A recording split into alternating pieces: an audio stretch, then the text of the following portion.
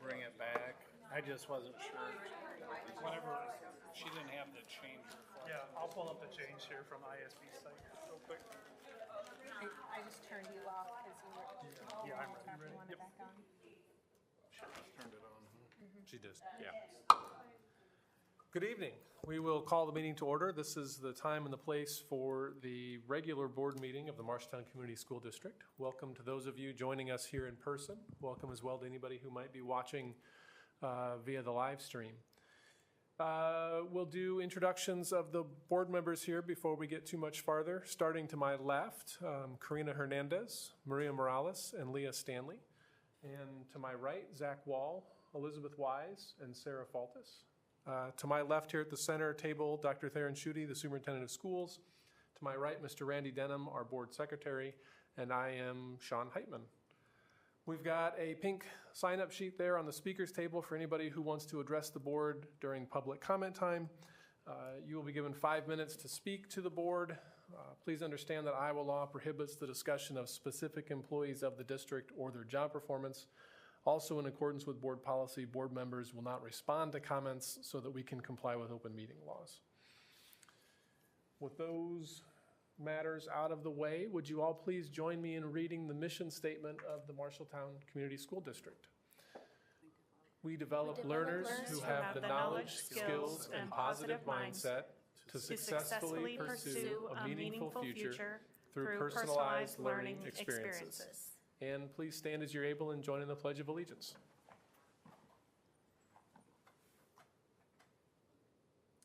I pledge allegiance to the flag of the United States of America and to the republic for which it stands, one nation, under God, indivisible, with liberty and justice for all.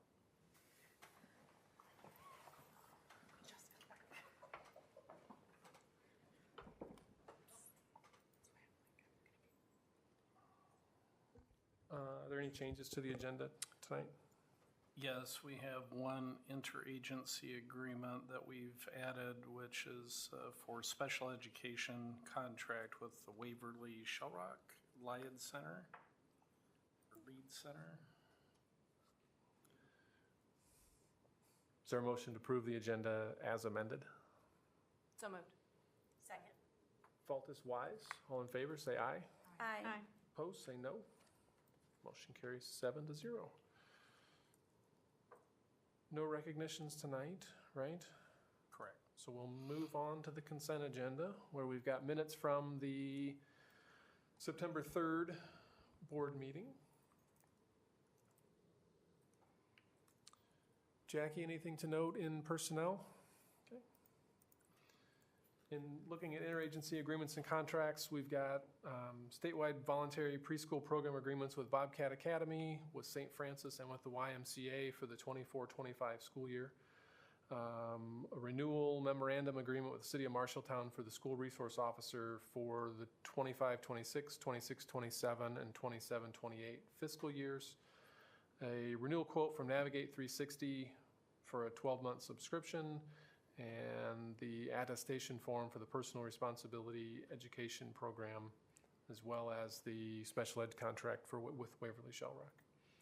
Questions about any of those items? The question I have is on the school district SRO agreement. Is there a typical standard that school hours that they're there, or how does that work typically with that agreement? Well, I mean, typically they're there throughout the school day, of course, and then they're often there at the activities too. I think they just determine by the activities, the size of the crowd and that sort of thing.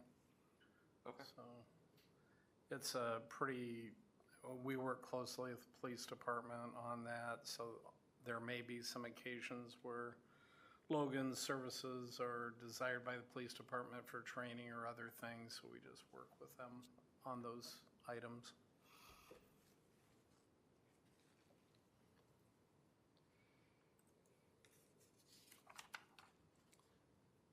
Looking at open enrollments, there are 2 out. Randy, anything to note in bills or in the monthly financials? No. Any questions for Randy about the bills or the monthly financials? We have two items, gifts, grants, and bequests. One is a Modern Woodman matching grant of $2,500 for Team Hoagland. And the other is for the McKinney-Vento Family Support, which as I recall was underwear, right? Okay. For 360 kids. There's a bunch of Chromebooks that the technology department has decided are obsolete and they would like to dispose of. Questions about anything in the consent agenda? Amy, those obsolete Chromebooks, is that that's a standard reoccurring cycle that we use with those providers? Yeah.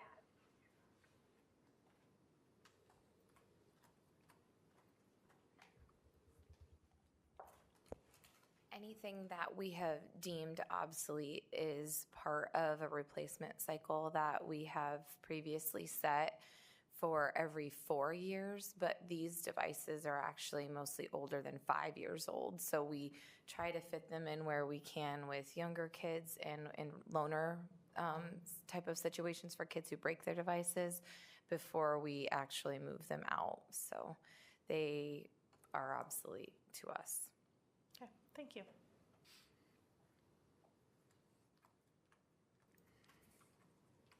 Anything else? If not, is there a motion to approve the consent agenda? So move. Second. Morales Faltis, all in favor, say aye. Aye. Opposed, say no. Motion carries 7-0. Zach, would you grab the pink sheet?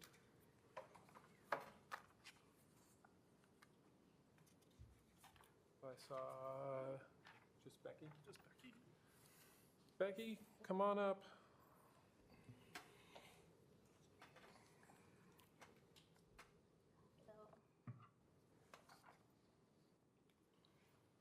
Hi. Hi, Becky. Hello. How are you? Good. So, good evening.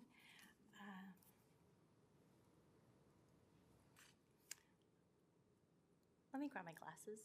I got really old and I'm still not used to. I'm so sorry. Fine.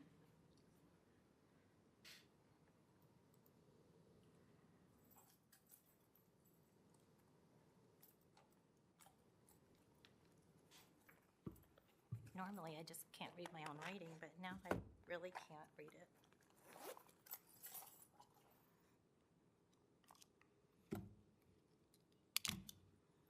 So, it's been a while since I've been here. Thanks for letting me talk.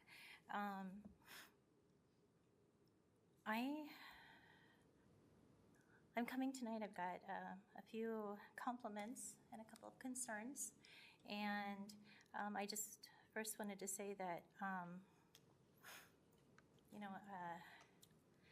I've talked to several people in the district about my concerns, and it's been a pleasant experience discussing things with everybody that I've come across. They've all been administrators, and I feel like they've responded to me quickly. I felt heard when I was talking to them. And so I just think that that's worth noting first.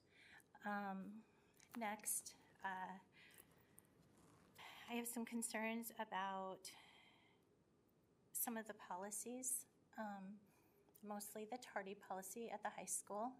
And I think that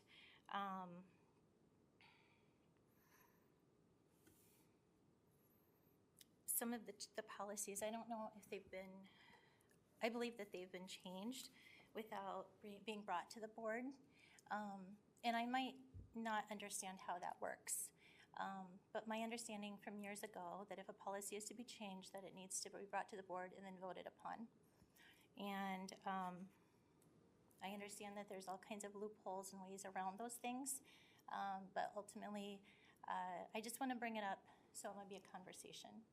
And the next thing is, I've always been a big advocate for students and families, and I think that when something is changed, that parents need to be informed of those changes.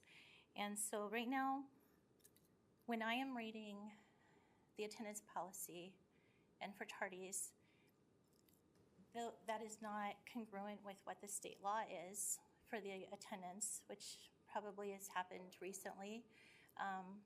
Because what I'm reading is that before, I think it's 16 absences before there's any kind of consequences. About 16 absences before there's, in which I think the state law is 10%, somewhere in there. You can split all those hairs, I don't know. But the tardy policy, as it's written, it appears that each teacher would be able to make their decision on how to handle that with administration giving the okay. What's being implemented at the high school, or was up until just recently, I'm not sure. There hasn't been communication with the parents. I'm going off of what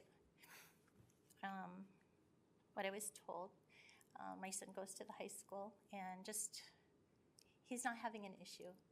I have a hard time staying in my lane because I look out for all of the kids that I don't think are having that support. Anyhow, when a student is tardy, doors are shut, locked, shut, I don't know, but they go to in-school suspension. And in-school suspension is, I think, something that shouldn't be taken lightly, and I don't think that that is a crime to meet the punishment. So anyhow,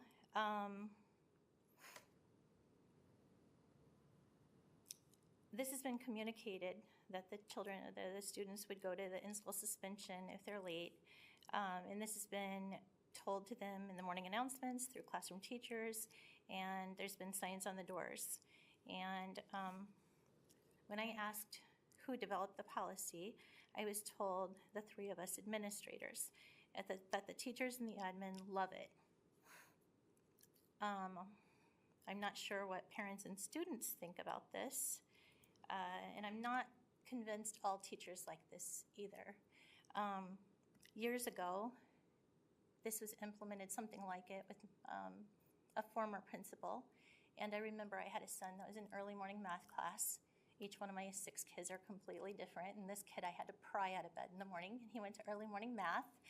And they were doing a sweep. And that teacher did ask for my son to be in the class. He would rather have him in the class. So I'm concerned that the way it's written now, it's not being followed. I don't know, personally, I don't know if it really matters what my opinion is on this, but I think one consistent. Oops. Becky, that's time. Okay. Thank you.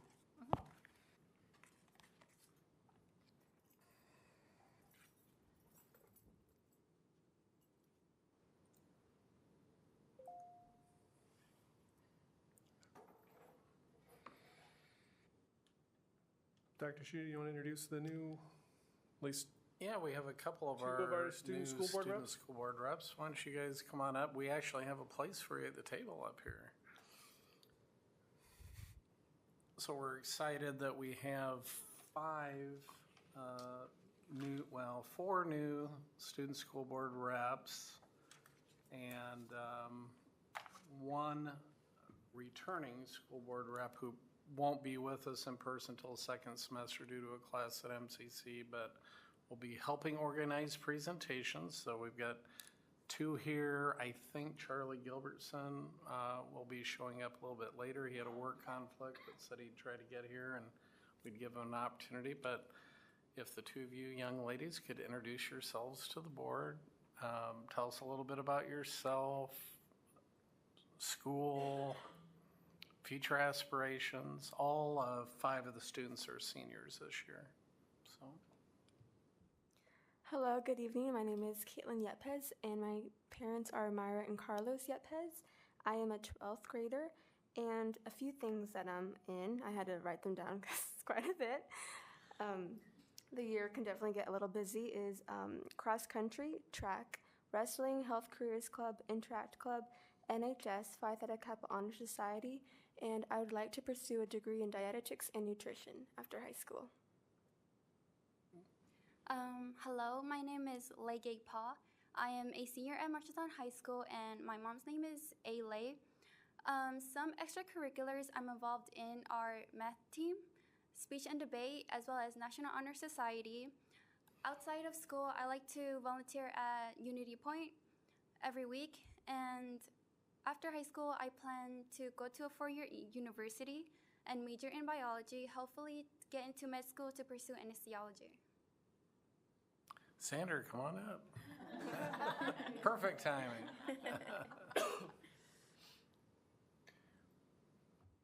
Just having you guys introduce yourselves to the board. Alrighty. Hi, I'm Xander Stupp.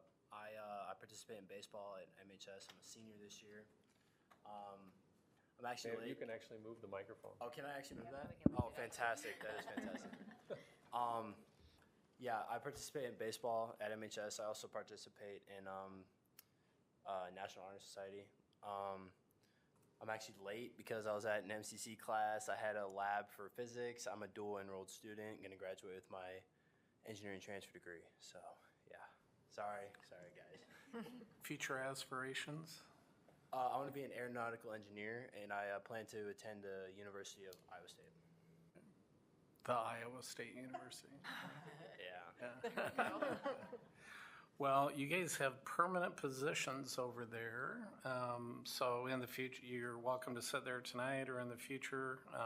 Feel free to bring your Chromebooks because you can connect in with the agenda as well. And I think Charlie Gilbertson might show up later tonight, and then we'll give him an opportunity to introduce himself too. Thank you very much. Welcome aboard. Thank you. Thank you. guys.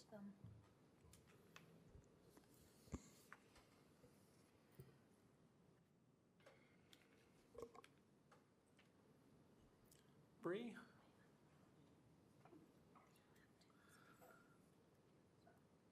So I promised Bree that she wouldn't have to give a formal presentation, but just kind of remind us of what you talked to us about last spring. And we do have on the board agenda the 2 requests for permission that you've asked for field trips. Okay, perfect. Well, my name is Bree Laughlin. I work with Trio Talent Search through Iowa State University. I've been in this role for a little over 2.5 years, almost 3 in November. So I work with 7th through 12th graders, and in our program, we are primarily serving first generation and low income students. My colleague couldn't be here today because she was backpacking in Europe. Jealous. And so Paula Plath represents Upward Bound, which is 9th through 12th graders, again, working with first gen low income students.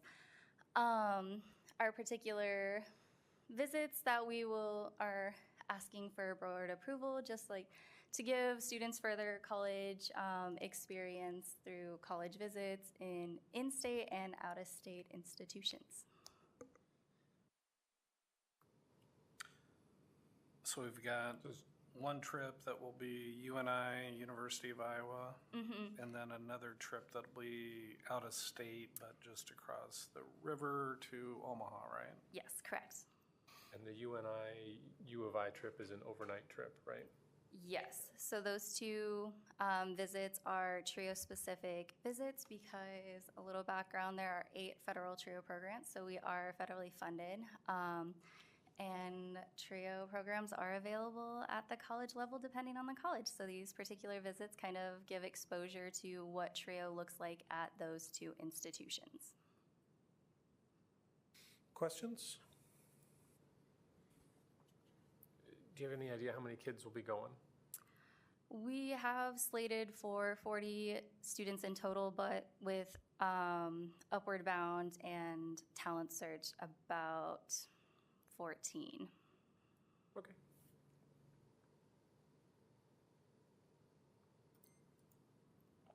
Okay, is there a motion to approve? We got to do these one at a time, but is there a motion to approve the field trip request to take Marshalltown juniors and seniors on an overnight college visit to the University of Northern Iowa on October 1st and the University of Iowa on October 2nd as presented? So moved. Wall, Hernandez. All in favor say aye. Aye. Opposed say no. Motion carries 7-0. Then, is there a motion to approve the field trip request to take first-year students and sophomores on an overnight trip to Omaha, Nebraska from October 31st through November 1st, subject to change to November 7th through the 8th, as presented? So moved. Second. Stanley Morales. All in favor, say aye. Aye. Opposed, say no. Motion carries 7-0. Okay, thank you all so Thanks. much. Have good trips. Mr. Clausen. We have a theme tonight with field trips. Picking up on something, right? Hello, hello. So thank you for allowing me to come and talk to you about this. Yeah, we've got a field trip going, right? You need, what do you need? Well, start with introducing yourself, because I'm not sure everybody here knows you, Derek. Well, yeah, probably not. I'm Derek Clausen. I am the 512 Orchestra Director. Now one of two. Thank you so much. I have to tell you how impressed I am by this board saying yes to music over and over again. So thank you so much. Between mariachi and orchestra and band, and it's just been wonderful. So thank you so much. So I would say just kind of give us the who, why, what.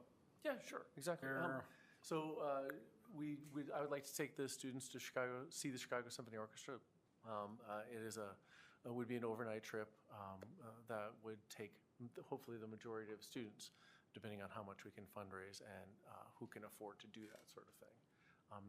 That's the one question. But we're looking to identify as a team together. Traveling together helps build a positive ensemble, as well as increases connections and rapport between the members. An opportunity to see and hear an ensemble at the caliber of the Chicago Symphony Orchestra will serve to inspire and educate in a way that we cannot duplicate in the classroom. And so from reading through the information, in addition to going to the symphony, I think you're going to see a Blue Man Group. We were hoping to add Blue Man Group if anyone has ever seen that. That's all about communication non-verbally, and that's what we do mostly. And then I think there's some attraction visits and Hopefully, stuff like that. Navy Pier, that sort of thing, as free as we can be to keep the costs down that hopefully most of the students can go. This is in March? March would be right before spring break. Wouldn't miss any class time.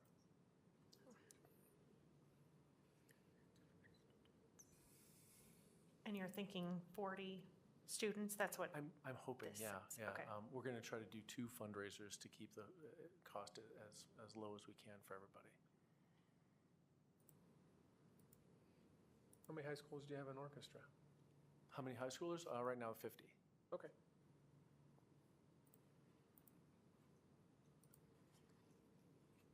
Any other questions? Not? Is there a motion to approve the Marshalltown High School Orchestra trip to the Chicago Symphony Orchestra, etc., as presented? So moved. Second. Wise, Faltus? All in favor, say aye. Aye. Opposed, say no. Motion carries 7-0. Again, thank you so much for everything you're doing for our students. Thank you. Thank you. Enjoy the orchestra in Chicago. I know.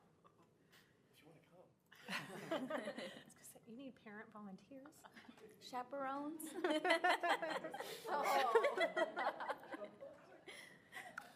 Tara, we've got a good track record so far. You guys get a break from the field trips, though. We'll do something else first. Yeah.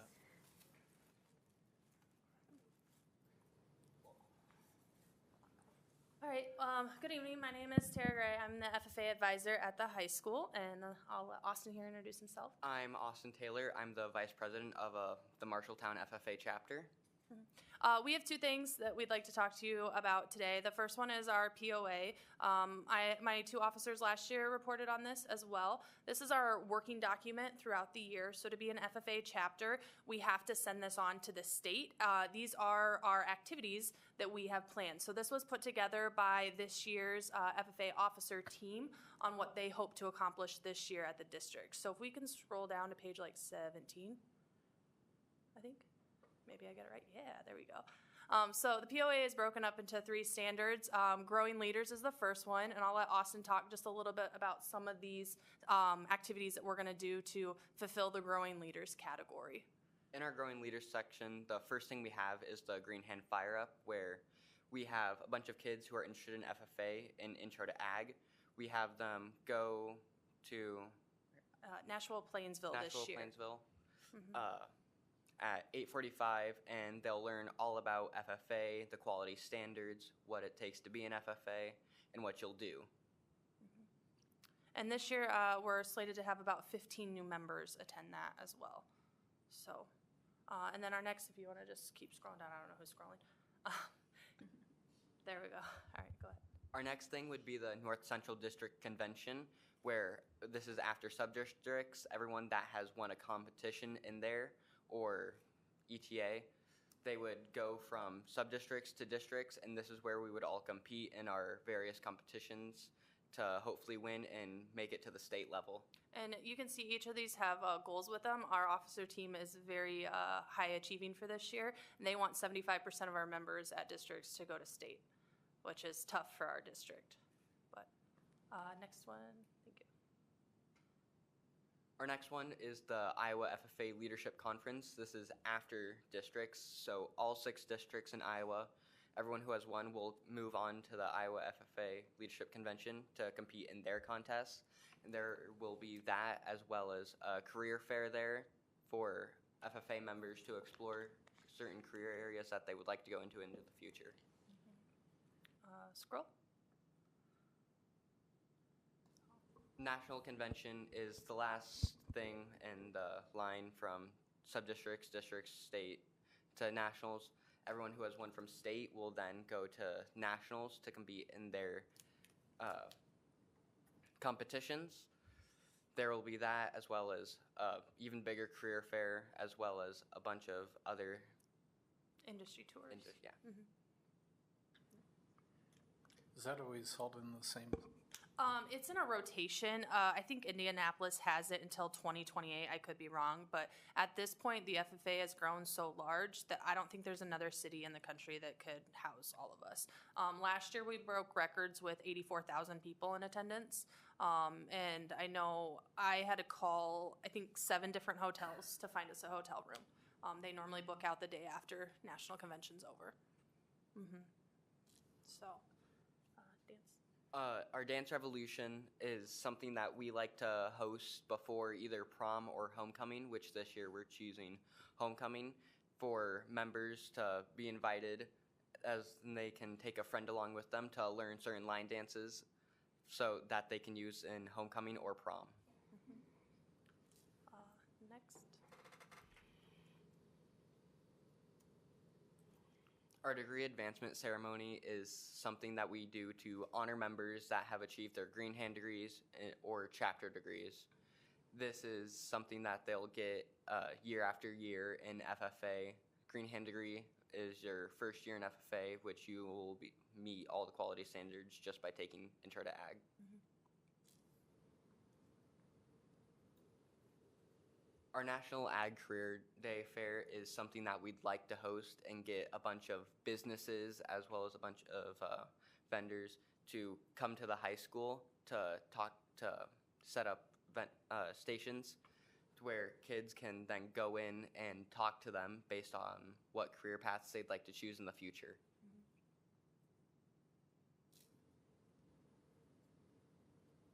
Our spring banquet is something that we'll host to honor members that have won competitions, won chapter degrees, National Honor Society, as well as to just honor them for the impacts and awards that they've made in the FFA chapter. So building communities is the second pillar within our POA. Again, this is all stuff that's required on the national level. So our first activity with this, if we scroll down.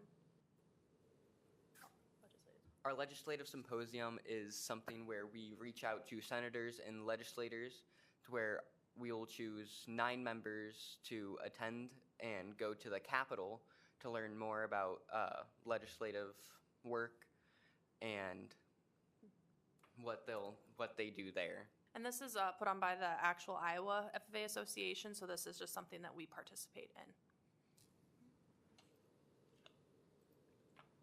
Chuck the Duck is what we like to do when we like to collaborate with local businesses and gather gift cards to minimum of $25. And during the halftime of basketball games, audience members will be able to purchase ducks, or 1 for $1 or 6 for $5. And whichever audience member is closest to throwing a duck at a plate at center court will be the winners of a gift card.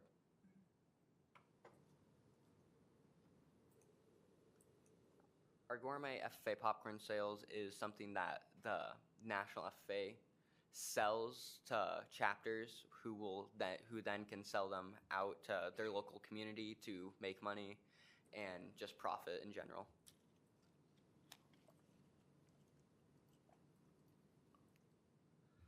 Our poinsettia sale is when we collaborate with Isle of the Green and pre-order poinsettias to sell to the community for Christmas decorations, and we hope to make at least $600.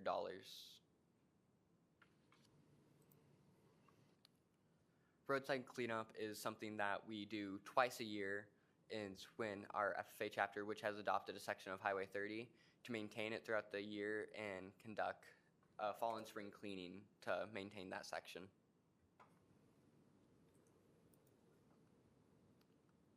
Our holiday drive is when our FFA chapter reaches out to all 6 of the elementary school counselors and have one student be chosen from each building that could use help during the holidays, and we create a wish list of what those children want, and we have our members go out and buy those gifts for them. I will say this one is really big. Our counselors, I think, at the elementary school really like this one. Last year, I tallied it up, and our FFA members, between 6 kids, they gave them like $2,500 worth of stuff. So it was pretty crazy how much the kids like went out and got stuff. I mean, there was like Nike pants in there, and I think one kid bought the entire candy section at Walmart. So it was crazy. You heard it here first is when we have our FFA chapter go down to Lenahan Intermediate School, and we teach the 6th and 5th graders there about sheep, the uses, and the commodities that they produce. You keep talking. You're doing a great job. I'll pass this out. Our freeze-dried foods is a new thing that we've added to our POA, and with the grant that we've recently gotten for freeze dryers. We'd like to freeze dry a bunch of food and then possibly sell it at concession stands for home games.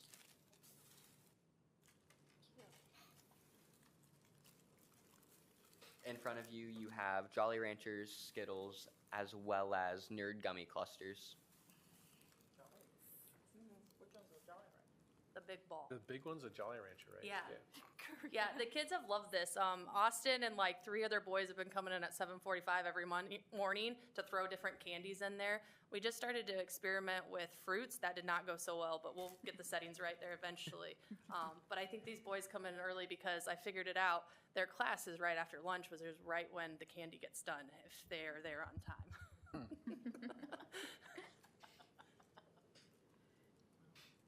So our third category here is strengthening agriculture, and this is all about how we can promote the world of agriculture and teach people about what agriculture is.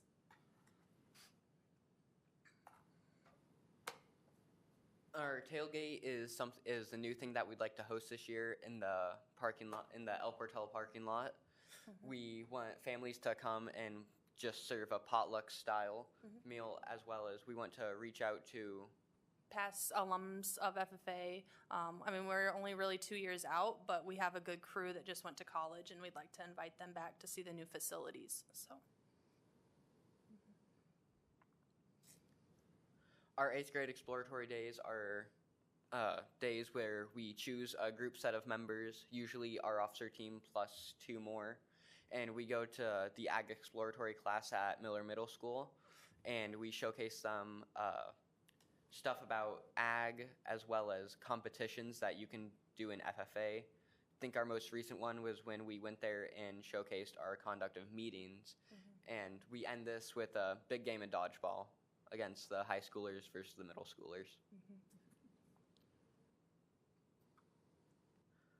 Ag safety coloring book is just something we want to supply to kindergartners, just to teach them about ag safety in a way that they'll engage in it and participate.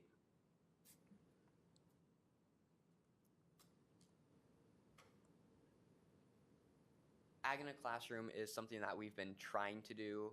However, it has been delayed But what we want to do is we want to reach out to State Francis to determine a day where we can read agricultural related books to elementary schoolers and have it align with what they're learning in their classes. National FFA Week is every year there's a week to celebrate FFA, and throughout that week we want to do different activities. One being a day to provide breakfast to all the teachers, and last year we tried to do Ag Olympics, but based off what happened. Yeah, that was our Friday of online. So it kind of put a kibosh in our Ag Olympics day. Oh, yeah, so those are our POAs. That's the activities that this year's officer team has decided that they would like to do. This is just, again, a continual working document. So what I do is I send this off to the State FFA Association. They get the link, and then they can see what we're doing throughout the time frame. And it's a requirement for us to be an FFA chapter.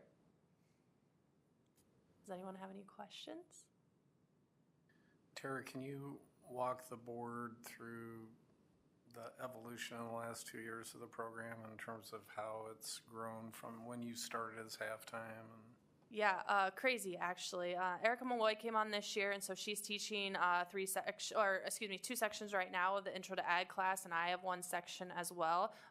This year, as far as the education side goes, we're also offering college level courses for kids. So I'm teaching 2 college level courses for kids, and our game plan for that is to rotate those college level courses. So our sophomores, I tell them, and I feel bad, but I'm like, you're my guinea pigs. By the time they're seniors, they'll actually graduate from Ellsworth with an ag practitioner certification, and they'll have essentially their first year of ag courses done at any land-grant university that they go to. So as far as our class numbers go, they're crazy, just expanding. Lots of kids getting into it, not just for the FFA side of things, but just to see what agriculture can do for them. I do have the occasional kids that are like, oh, I heard you make beef jerky. I'm like, that's not the only thing I do, but yes, that is a big project. So I do have kids that like to do different things, kids that just like hands-on science experiments, and I do a lot of those. I do a lot of dissection. And so I'm getting to the point where we have those high numbers. I'm hoping to keep my Intro to Ag class at around 100 kids per section, and I'm hoping that eventually that'll be all freshmen. I'm still in the early processes where I have sophomores or juniors that find friends and they're like, you should be in this class. So we're still growing in that capacity as well. With FFA, we're really only in year 2 of FFA. We last year had 34 kids on the roster. I already have 30 kids on the roster for this year, and I haven't done the complete setup for the Intro to Ag kids. I suspect that I'll have at least another 10, if not 15, join beyond that. And I know for a fact next year will be a big bubble year because I see a lot of siblings in that 8th grade class. So we'll have a big bubble year for that as well. But Austin can relate to this. If you're an FFA kid, you pretty much live in my room. I didn't realize it until I had my class set up this year and I started classes. I think there's one kid that I see 4 class periods, which is half a day. So if that kid ever gets a little rambunctious one day, that's a lot. But the sophomore group I see quite a bit with just how the schedule aligned, and now offering those college courses, there's a lot of kids that are wanting that college credit before they graduate. So we're still growing. We're, in my opinion, still in the foundational early stages, but we're setting a great foundation, and I have a great group of kids still. We graduated a huge group of seniors, but we'll bounce fast. So I know there's still punch list items that are going to take a while to get taken care of at the high school, but how has the newly renovated facility, how do you see that better serving ag? Oh yeah, it's phenomenal for what I needed. I felt like I was really listened to. These guys actually have, there was an old office area that I was given, and that's our FFA room. And so these kids actually have a TV in there. It's going to be set up so when contest time comes, they can roll through all of their contest questions and practice in there. We currently have the freeze dryers in there. So my my FFA kids are in and out of there all the time doing work-based learning projects that are school-based. That may be a little bit different than from your other CTE areas. Ag has 6 different work-based learning opportunities that kids could do. And so the freeze dryers, I don't know if you remember, they were a grant from Farm Credit. They gave us $5,000 to purchase those. And then I went to Tyson's this summer and I was like, hey, I have $5,000, but I would love to purchase 2. Is there anything you could do to help? And they just knocked those out. And the kids have used them every single day since we've started school. I mean, they love them. I had one girl who hijacked like 15 bananas from breakfast so that we could practice the bananas in the freeze dryer. So we have the FFA room. That's phenomenal. On top of that, I'm going to have enough space now my room was pretty small. I'm going to have enough space now to do all dissections very safe and secure. Ag biology will be running DNA samples in the spring, so we're advancing on that field. And then again, those college courses are huge. I had it pegged, I'd probably save these kids about $15,000 if they go to a land-grant university for those.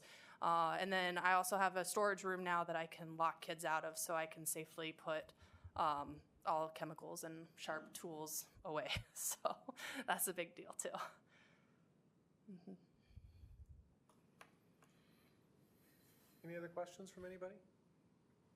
You should really try the candy. They worked hard at it. They're sort of like, we finally got the settings right. Not that they haven't eaten all the other types, but our goal is to start selling these at football games, so we've actually ordered the packages. I don't know if anyone has had any freeze-dried candy before. Whenever I've gone to the Des Moines Farmers Market, and my daughter saw them, and she's like, "Oh my God, Mom, we have to buy all of these!" And she had like all these flavors, and yeah. I've had a couple coworkers that are like, "Can you give us some?" I was like, "I'll tell you what. If you bring in a bag of candy and let me test it, I will give you it back." And so I have to be very careful though, because I found out today one boy didn't realize it was from a teacher, and he ate like the whole bag before I could even get it there. So, yeah. They've had fun experimenting with them. Our goal is eventually to get to fruits, but we haven't really got the settings down right, and we found they take like all day to run, where candy, there's not a lot of liquid already in them, so we can get them done within the school day. Mm-hmm.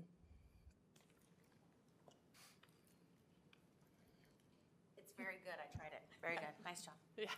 It's good to come in early. Okay.